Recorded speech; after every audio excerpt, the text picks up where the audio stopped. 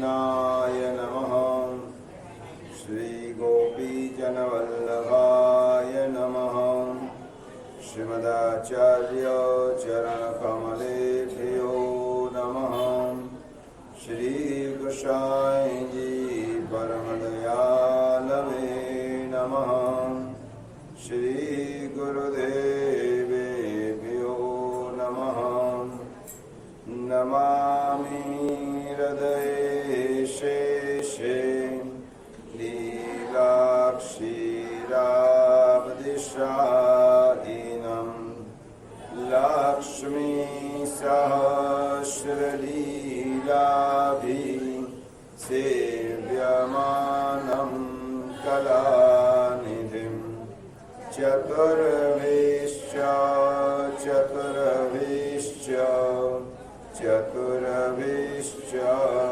त्रिभिस्तथा षड्भिर्विराजते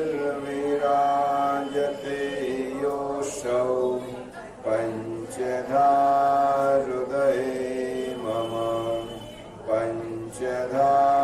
हृदये मम। प्रभुर्नन्दकुमारो मे स्वामिनी वृषभानुजा। कृतार्थोऽहं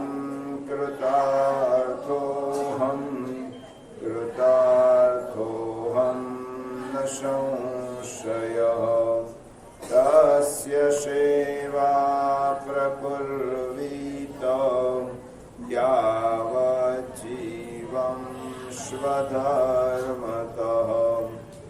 न फलार्थं न भोगार्थं न प्रतिष्ठा प्रसिद्धये। शुद्धभावौ प्रभौ स्थाप्यो न चातुर्यप्रयोजकम्। अन्तर्यामी समस्तानां भावं जानाति मानसम्। आचार्यचरणद्वन्द्वं भक्तिज्ञानाब्जभास्करं नमस्यामि मनः कर्म वाग्विरन्तस्तमोपहम्।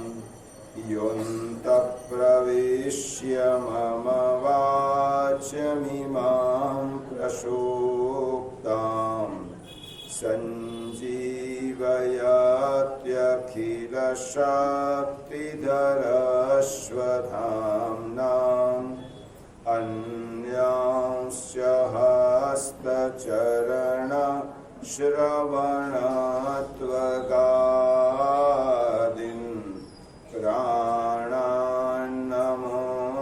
भगवते पुरुषाय तुभ्यम्। मूकं करोति वाचालं पङ्गुं लङ्घयते गिरिं। यत्कृपातमहं वन्दे परमानन्दमाधवम्। बोलिए श्री गोवर्धन नाथ की जय। श्री विठ्ठलेश्वराय की जय। श्री वल्लभाधीश की जय। श्याम सुंदर श्री यमुने महारानी की जय। श्री गोसाई जी परम दयाल की जय। श्री गोकुलनाथ की जय। श्री हरिराय महाप्रभु की जय। श्री भागवत भगवान की जय। श्री गिरिराज धरण की जय। जय जय श्री राधे। प्रहलाद भने राधा कृष्ण गोविंदा।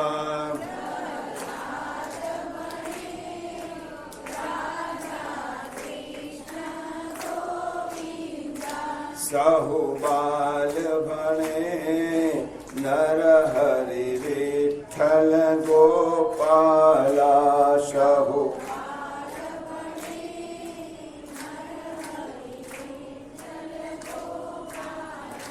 પ્રહલાદ ભણે રાધા કૃષ્ણ ગોવિંદા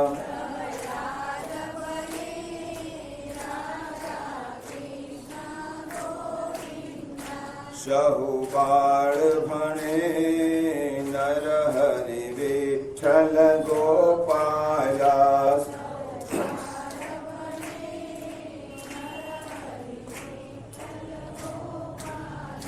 પ્રહલાદ ભણે રાધા કૃષ્ણ ગોવિંદા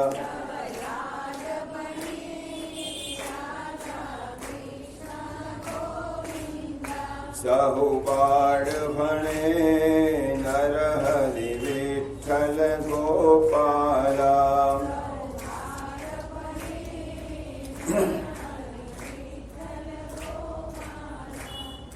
ગિરિરાધરણ કી જય નૃસિંહ નારાયણ ભગવાન કી જય.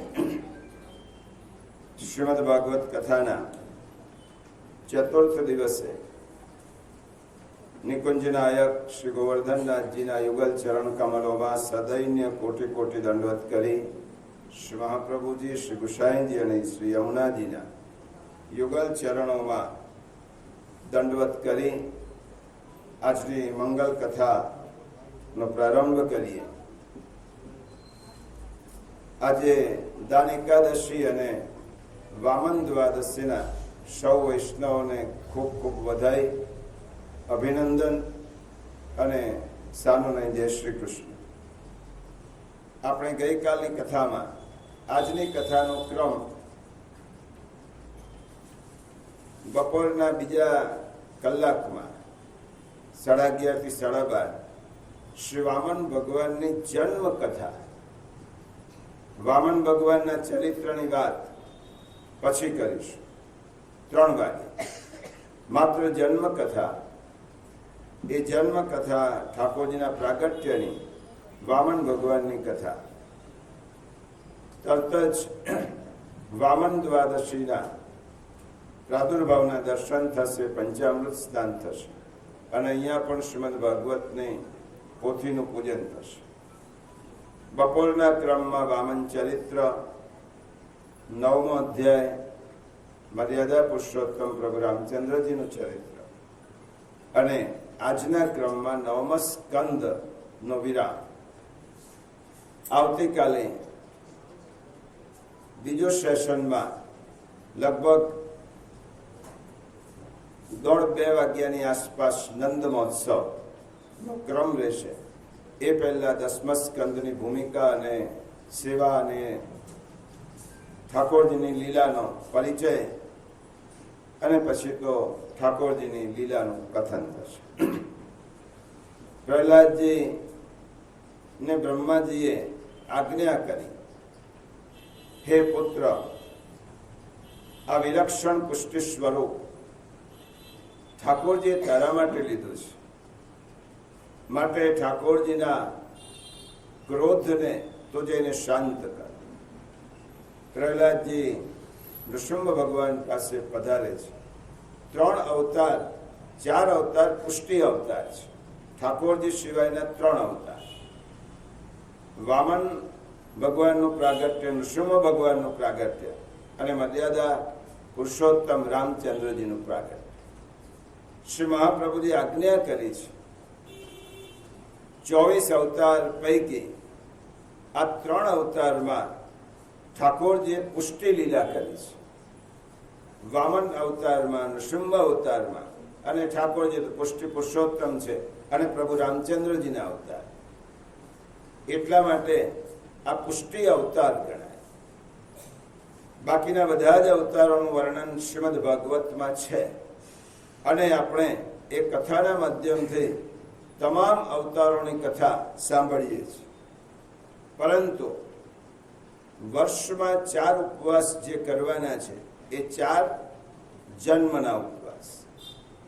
અને 24 એકાદશી શ્રી મહાપ્રભુએ વૈષ્ણવ માટે આટલી આજ્ઞા કરી છે.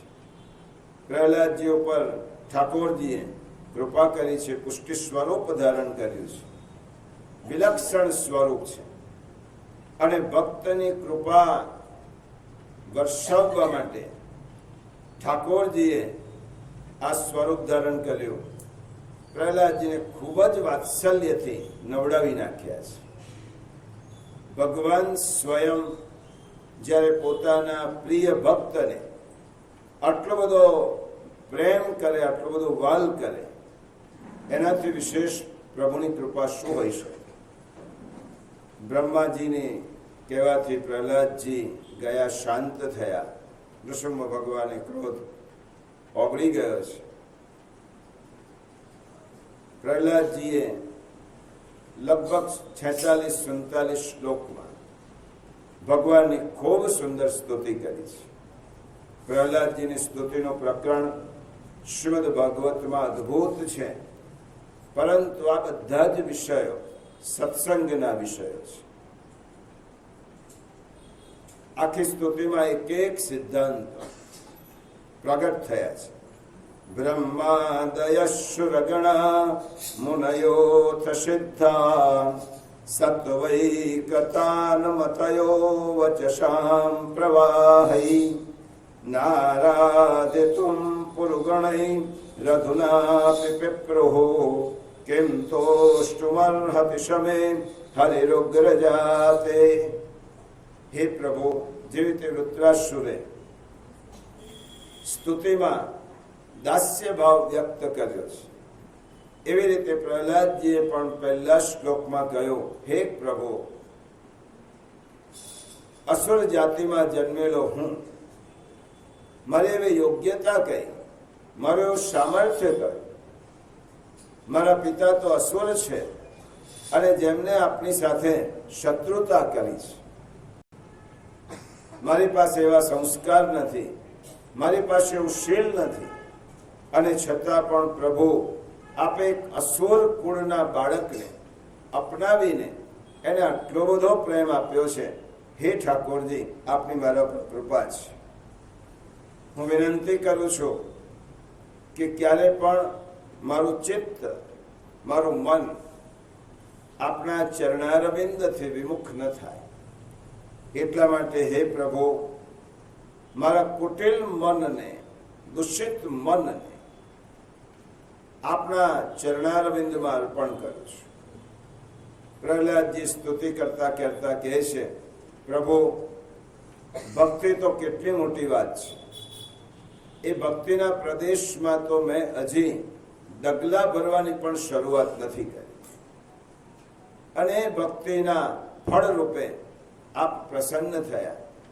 આપે વિલક્ષણ સ્વરૂપ ધારણ કર્યું. આપે પ્રભુ કેટલાય સંકટોમાં મારી રક્ષા કરી છે, અને એ રક્ષા કરીને પ્રભુ મને આપે કૃતાર્થ કર્યો છે. જન્મ જન્માંતર સુધી હે પ્રભુ, મારી ભક્તિ આપના ચરણારવિંદમાં રહે, મારું મન આપનામાં સ્થિર રહે.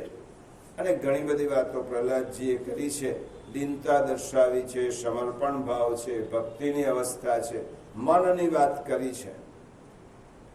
પ્રહલાદજી સ્મરણ ભક્તિના આચાર્ય છે. આપણે ત્યાં પુષ્ટિ માર્ગમાં જે નવધા ભક્તિ છે, શ્રીમદ ભાગવતમાં નવધા ભક્તિના આચાર્ય 9 છે. આચાર્ય એટલે રોલ મોડેલ, જેની પાસેથી આપણે આ ભક્તિ શીખવાની છે. સૌથી પહેલા શ્રવણ ભક્તિ. શ્રવણ ભક્તિનો આદર્શ કોણ? પરીક્ષિત રાજા. શ્રવણ કરવું તો કોના જેવું કરવું? પરીક્ષિત રાજા. પછી બીજી ભક્તિ શું આવે? કીર્તન ભક્તિ.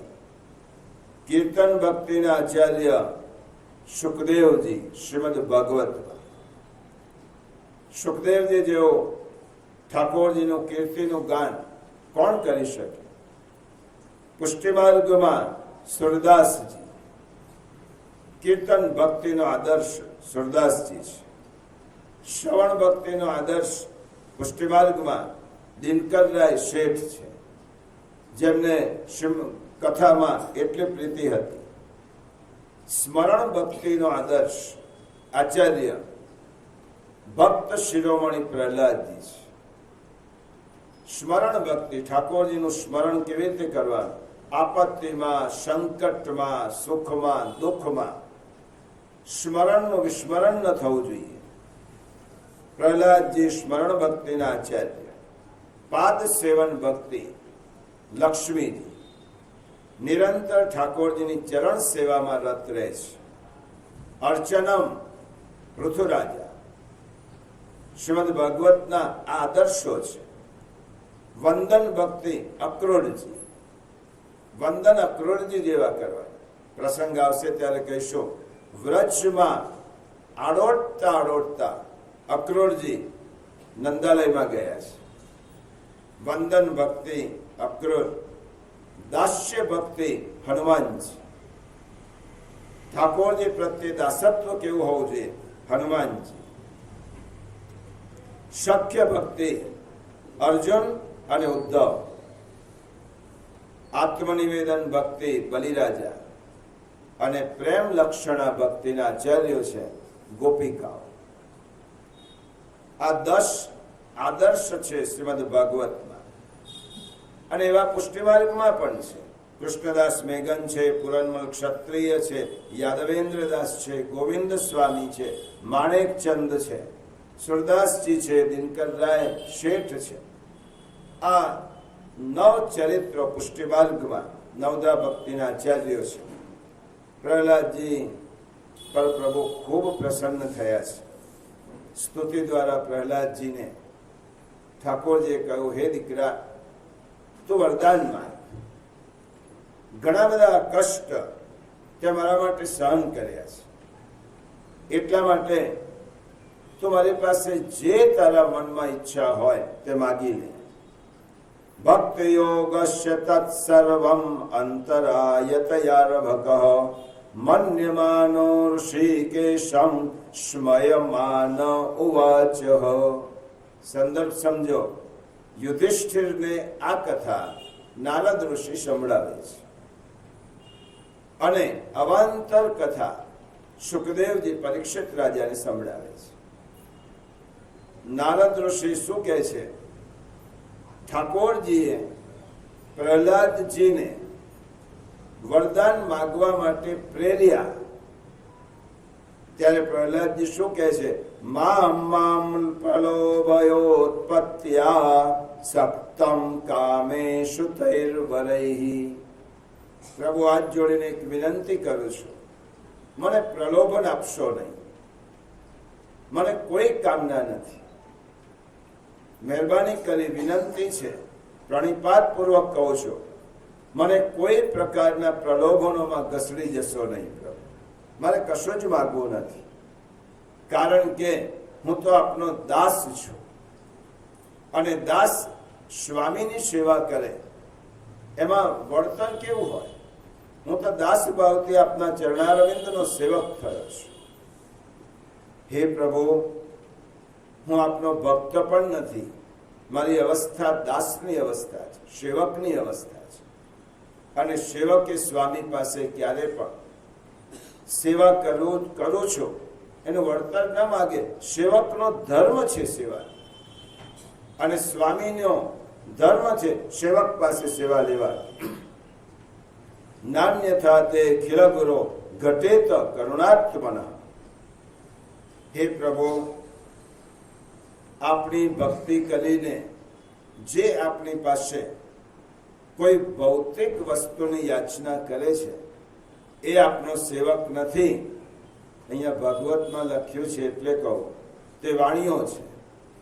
નવૈ ભૃત્ય સવણિક. સેવા કરીને આપણી પાસે કઈ માગે છે એ સેવક નથી, એ વેપારી છે. એ સોદો કરે છે ભક્તિ. અને પ્રભુ, મેં ભક્તિ સોદા માટે કરી નથી. થોડુંક આગળ સમજાવું. વૈશ્ય વર્ણ વૃત્તિ નથી, વૈશ્ય અંદરની વૃત્તિ છે. કોઈ જાતિમાં જન્મેલો હોય એટલે જ વાણીઓ નહીં, પરંતુ માણસની અંદરની વૃત્તિ કશું પણ કર્યા પછી તેના ફળની અપેક્ષામાં હોય ત્યારે તે વાણીઓ કહેવાય. ભાગવતની કથા કરનાર વ્યક્તિ ભાગવતની કથા કરતા કરતા નક્કી કરે કે આટલું મળશે તો હું ભાગવતની કથા કરીશ, તો એ કથાકાર પણ કોણ છે? બ્રાહ્મણ નથી, વેપારી છે. સેવા કરીને પ્રભુની પાસે અપેક્ષા નહીં રાખવા, સેવા કરવા. નાન્યથા તે ખિલ ગુરો ઘટેત કરુણાત્મના. પ્રભુને બહુ વિનંતી કરી.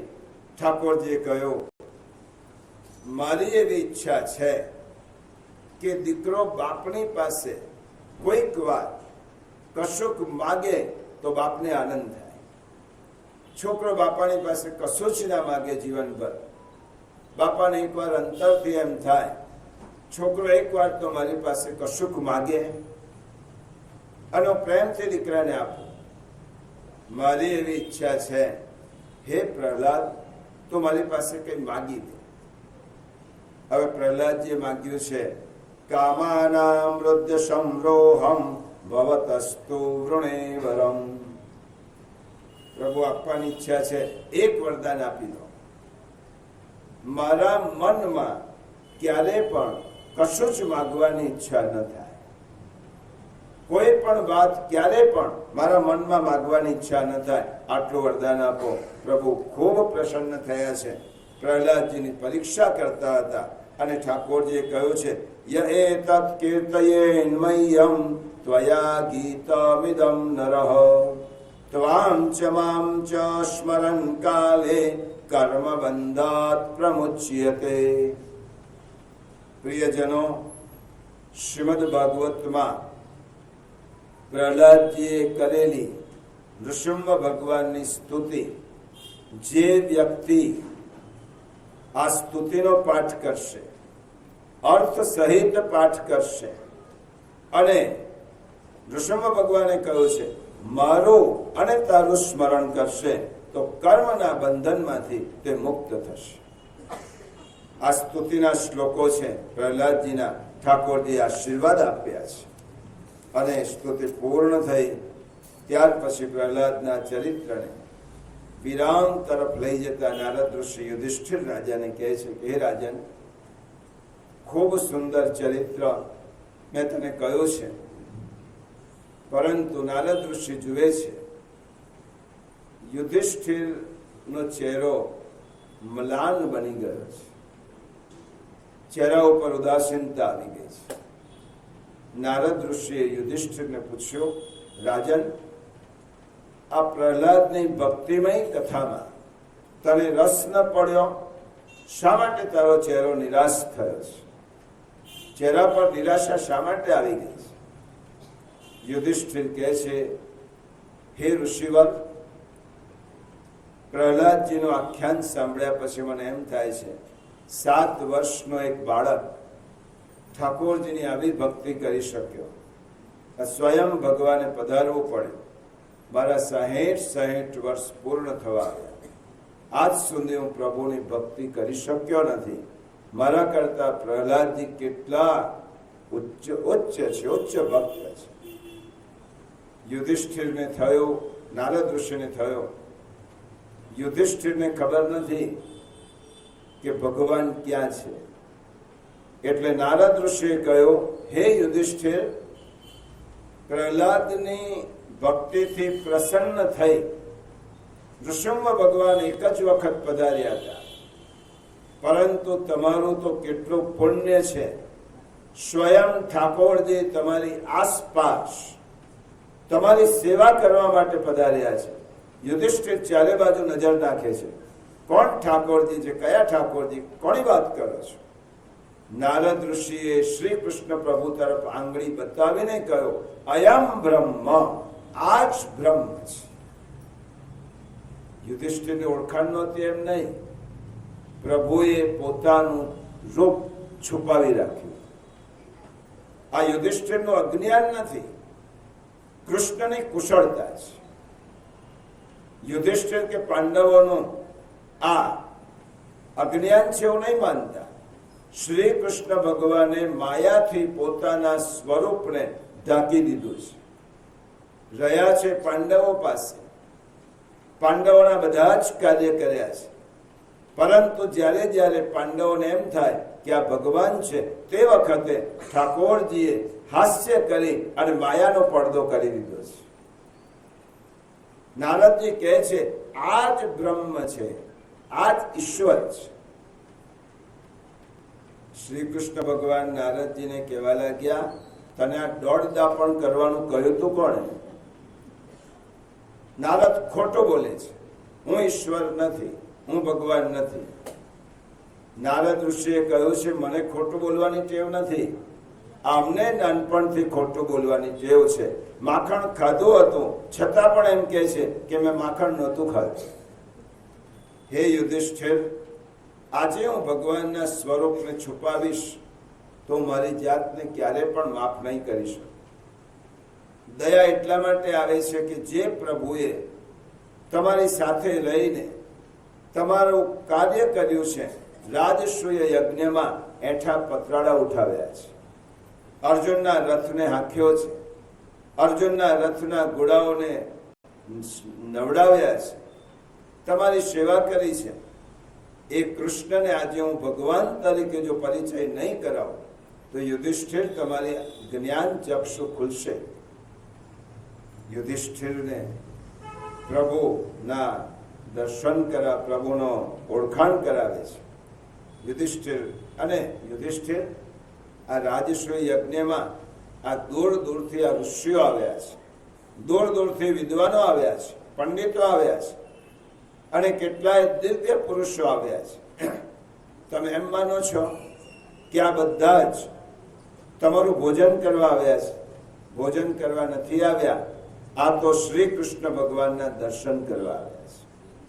માટે આ કૃષ્ણ છે.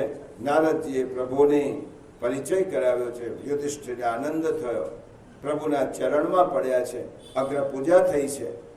અને પછી આ નારદ અને યુધિષ્ઠિરનો સંવાદ પૂરો થાય છે. અને પછી સુખદેવજી પરીક્ષિત રાજાને પ્રહલાદજીના ચરિત્ર પછી જુદા જુદા વર્ણના ધર્મો કહે છે. બ્રાહ્મણનું કર્મ શું, ક્ષત્રિયનું કર્મ શું, શૂદ્રનું કર્મ શું, બધાના કર્મો કહે છે. ગૃહસ્થ ધર્મના કર્મ કહે છે.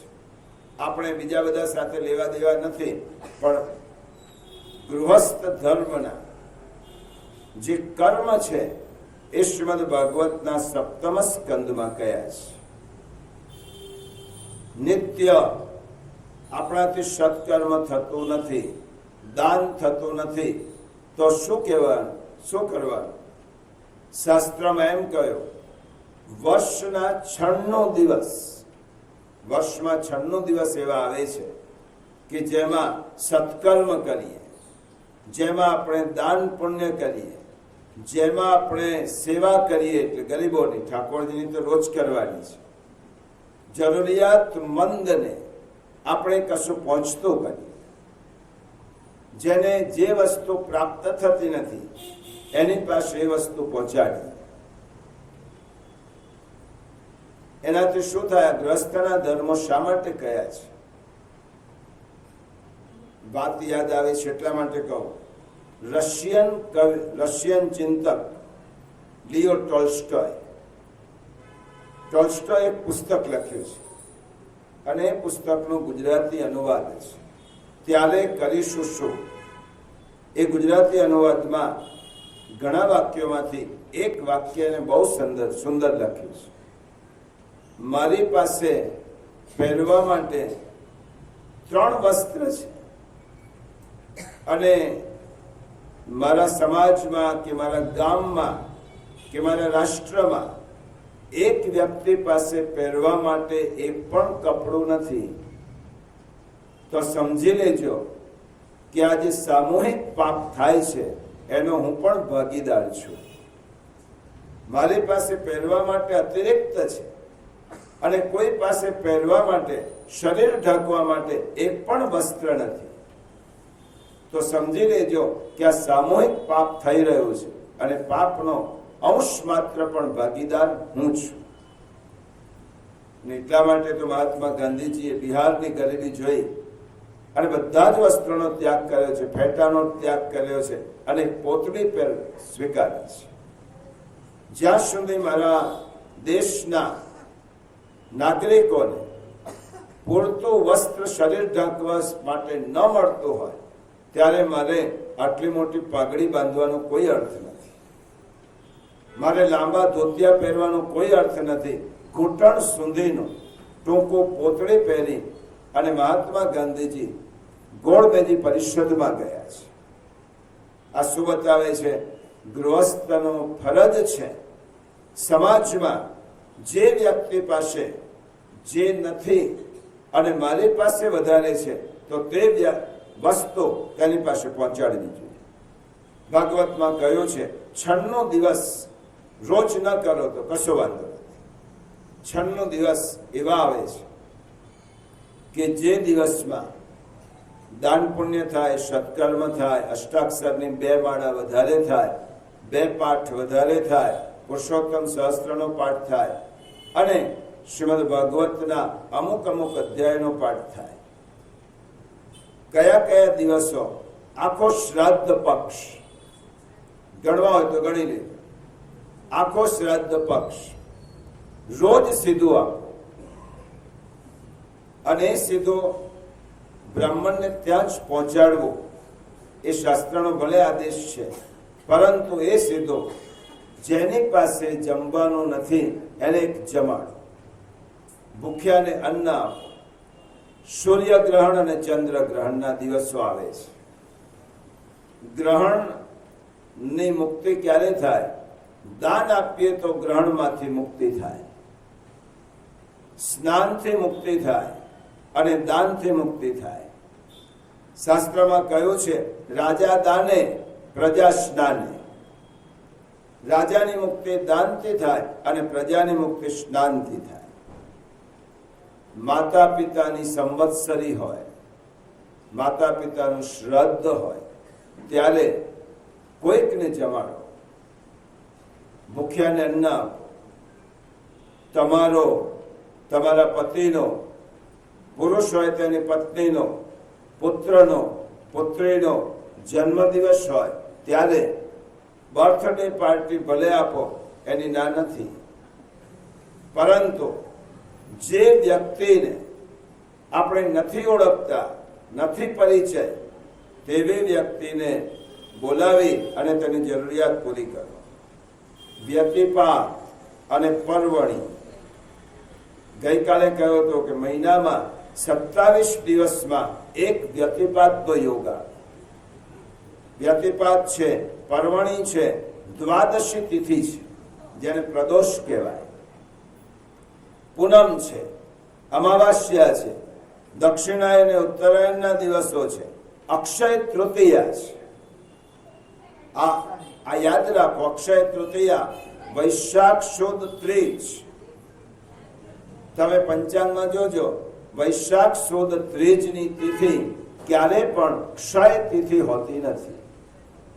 એટલા માટે એને અક્ષય તૃતીયા કહેવાય. કારતક સુદ 9 જેને ભલે અક્ષય નવમી કહેવાય. આ બંને તિથિ ક્યારે પણ ક્ષય તિથિ હોતી નથી. તે દિવસ માક્ષર પોષ માસની 7મ, 8મની તિથિ અષ્ટકા તિથિ. આ તિથિએ ગૃહસ્થ ધર્મએ પોતાની ફરજો નિભાવવી જોઈએ. જવા દો, ગૃહસ્થાશ્રમના ઘણા બધા નિયમો છે. અહીંયા જ આપણે 7મ સ્કંદને વિરામ આપી 8મ સ્કંદમાં પ્રવેશ કરીએ છીએ. બોલીએ શ્રી ગોવર્ધનનાથ કી જય.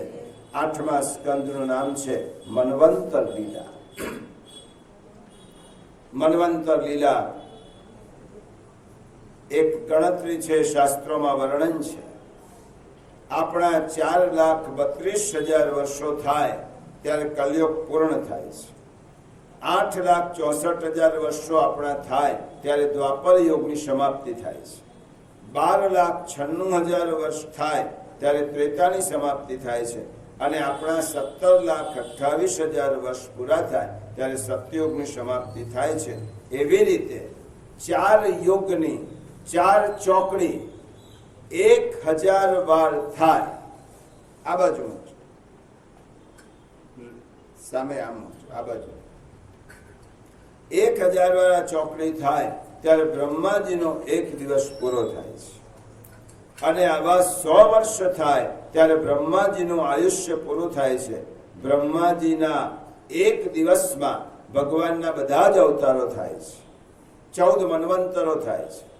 સ્વયંભૂ મન્વંતરમાં ભગવાનનો યજ્ઞાવતાર કપિલાવતાર થયો. દ્વિતીય મન્વંતરમાં ભગવાનનો વિભુ નામનો અવતાર થયો.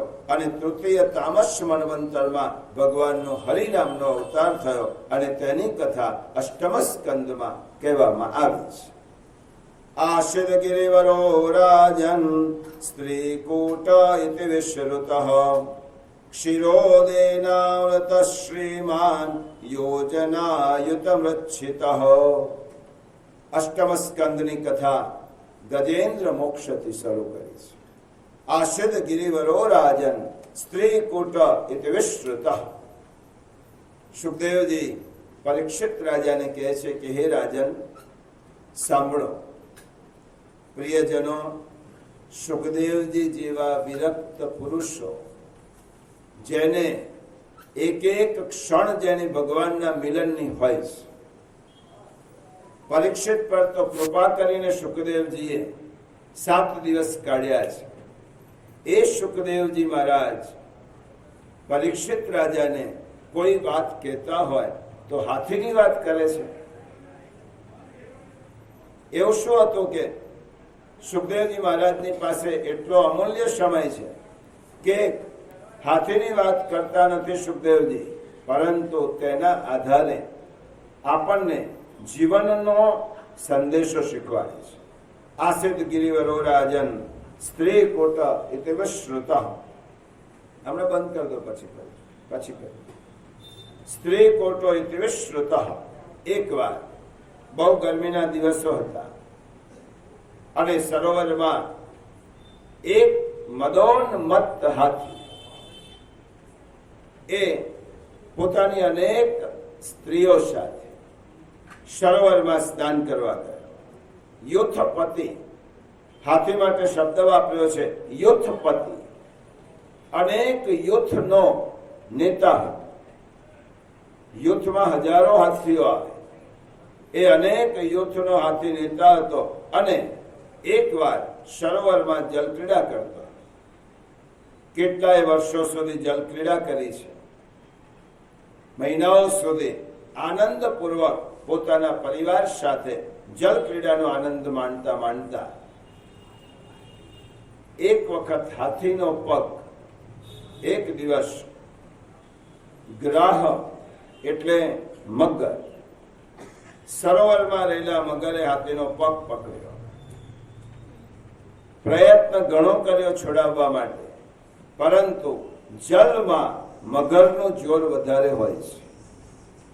હાથી સ્થૂળકાય પ્રાણી છે, બળવાન પ્રાણી છે, પરંતુ જલમાં તો મગરનું જોર વધારે હોય. હાથીએ જોર કર્યો, પગ છૂટી શક્યો નહીં. ભાગવતમાં લખ્યું છે, ઘણા દિવસો સુધી આ ગજગ્રાહ ચાલ્યો. અનેક દિવસો સુધી આ ગજગ્રાહ ચાલ્યો છે. હાથી પોતાની તાકાતથી પગ છોડાવવા માંગે છે અને મગર પગ ખેંચે છે. 1 દિવસ, 2 દિવસ, 3 દિવસ, 4 દિવસ શક્તિ ક્ષીણ થતી. શરૂઆતના દિવસોમાં હાથીણીઓ મદદ કરવા લાગી, એના પરિવારજનો મદદ કરવા લાગ્યા છોડાવવા માટે. પરંતુ હાથીનો પગ જ્યારે છૂટ્યો નહીં ત્યારે ધીમે ધીમે ધીમે ધીમે બધા પોતપોતાની ઘેર વિદાય થયા. તમે જોજો, હોસ્પિટલમાં આપણા કોઈ પરિવારજનને વડીલને દાખલ કર્યા હોય, ખબર પડે કે બીમાર છે એટલે આખું ઝુંડનું ઝુંડ ખબર જોવા જાય. ડોક્ટર કહે કે દવા ચાલુ છે અને થોડોક અમારો પ્રયત્ન કરીએ છીએ, પણ હજી દિવસો લાગશે. બીજો દિવસ, ત્રીજો દિવસ, માણસ ઓછા થતા જાય. 5મા દિવસે સવાર સાંજની ડ્યુટી થાય. છઠ્ઠા દિવસે કે 10મા દિવસે એમ લાગે કે આ તો બહુ લાંબુ ખેંચે એવું છે, એટલે છોકરાઓ વિચાર કરે કે આપણો ધંધો પાણી ક્યાં સુધી બંધ રાખીશું. એવું કરો, એક પેટ માણસને રાખી દો, પેટ માણસને સેવા કરવા રાખી. ત્યારે પેલો ગજેન્દ્ર સૂતા સૂતા વિચાર કરે છે, આ બધા જ પરિવારજનોને જીવનભર મેં સાચવ્યા છે. આજે હું ક્ષીણ થયો છું, શક્તિ ક્ષીણ થઈ છે, જીવનના આયુષ્યનો અવધિ પૂરી થવા આવી છે, કોઈ પાસે નથી. આવી દશા ગજેન્દ્રની થઈ છે. આ જીવાત્માની વાત છે. ગજેન્દ્ર તો પ્રતીક છે, અને આ વૃદ્ધાવસ્થાનું પ્રતીક છે. જ્યારે શક્તિ ક્ષીણ થાય, શરીરની ઇન્દ્રિયો શિથિલ થઈ જાય, શરીરમાં રોગ પેસે. આ જેવી રીતે ગ્રાહે પગ પકડ્યો છે, આ મગર નથી, આ મૃત્યુનું મુખ છે. મૃત્યુએ કાળે આ ગજેન્દ્રનો પગ પકડ્યો છે. અને તે વખતે માણસ તેમ થાય, બધા જ ગયા છે. પ્રિયજનો, વાસ્તવિકતા તરફ આપનું ધ્યાન દોરવા માંગુ છું. આ એક વૃદ્ધાવસ્થાની એટલી મોટી કરુણ ઘટના છે કે જેની સદંતર ઉપેક્ષા થાય છે. આ વૃદ્ધાવસ્થા બધાને આવવાની છે. આજે જે યુવાન છે એ કાલે થોડો વૃદ્ધ થશે, થોડો વૃદ્ધ થશે, અને એક સમય એવો આવશે કે એની શક્તિઓ ક્ષીણ થતી જશે. ઉપેક્ષા એ સમાજનું આ મોટામાં મોટું કલંક છે, વૃદ્ધોની ઉપેક્ષા. અને આ વૃદ્ધાવસ્થા કોઈ માગતું નથી, આવી જાય છે. આ વૃદ્ધાવસ્થા આપણામાંથી કોઈ માગે છે? કોઈ ઈચ્છતો નથી. સ્વાભાવિક ક્રમ પ્રમાણે વૃદ્ધાવસ્થા આવે જ છે, અને બધાને આવે છે. શ્રીમદ ભગવદ્ ગીતામાં ભગવાને કહ્યું, સવારમાંથી ઉઠીને આટલી વસ્તુનું સ્મરણ કરો: જન્મ, મૃત્યુ, જરા, વ્યાધિ, દુઃખ દોષાનુદર્શન. જન્મની સ્મરણ કરો, જરા એટલે વૃદ્ધાવસ્થાનો વિચાર કરો, જન્મ, મૃત્યુ, મૃત્યુનો વિચાર કરો. આ વૃદ્ધાવસ્થામાં આપણે વડીલો પાસે, માતા પિતા પાસે જઈને એમની એક જ ઈચ્છા છે, ઉપેક્ષા થાય એ સૌથી મોટું દુઃખ છે. અને જ્યારે ઉપેક્ષા થાય છે ત્યારે તે અસહ્ય દુઃખ બની જાય છે. ગજેન્દ્રની ઉપેક્ષા થઈ, બધા જ છોડીને જતા રહ્યા. હાથણીઓ છોડીને, પરિવાર છોડીને જતા રહ્યા. ગજેન્દ્રએ પ્રભુનું સ્મરણ કર્યું છે. હવે આ ગજેન્દ્રએ ભગવાનનું સ્મરણ કર્યું. આવું હું બોલું, જેને ભગવત કથા નથી સાંભળી, પહેલી વાર સાંભળે છે, એને એમ લાગે કે આ બધી હંબક વાતો છે. હાથે કોઈ દિવસ ભગવાનનું સ્મરણ કરતો હશે? શ્રીમદ ભાગવતમાં પૂર્વ જન્મની વાત કરી છે.